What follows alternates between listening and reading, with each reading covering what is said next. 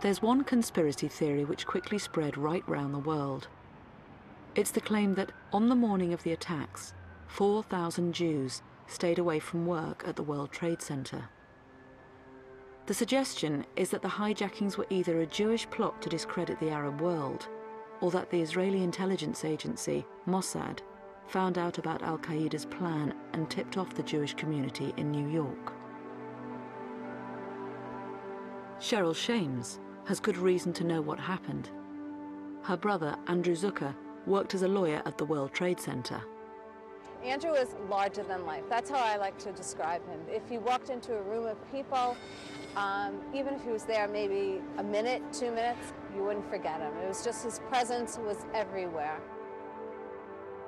He embraced Judaism, he embraced our religion, and he just loved it, he embraced it. And on the morning of the 11th of September, he went to work as usual in the South Tower. So how did the rumor about Jews staying away that day come about? Just hours after the attacks, the Jerusalem Post newspaper reported that about 4,000 Israelis were believed to have been living or working in New York and Washington. Crucially, it didn't say they were dead or missing, just people who might have been in the vicinity of the attacks.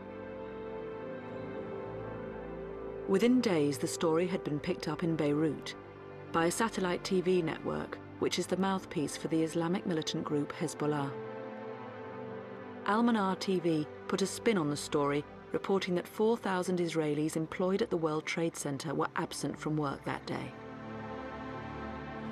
The story quickly spread across the Middle East and beyond, through news reports, word of mouth, and anti-Semitic websites.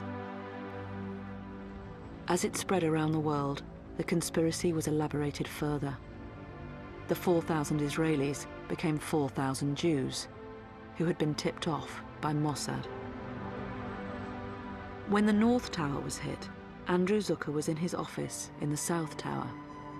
And when they started to evacuate that building, he put others first. Andrew stayed behind to help other people evacuate. That's what we know.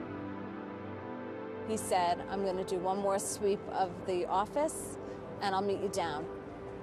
So when the second plane hit, and my brother had to be pretty much at impact.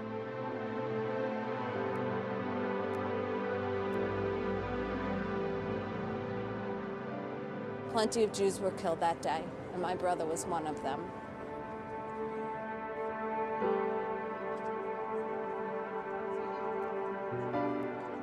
When I hear these conspiracy theories, it hurts me a lot. In general, people need a scapegoat. They need to say, this is why it happened. So I think that's why people come up with these crazy theories. People like to have someone to blame. No one knows for certain how many Jews were killed at the World Trade Center. But our research confirms at least 119, with a further 72 victims likely to be Jewish. A total of around 200, in line with the 9% of New York's commuting population which is Jewish.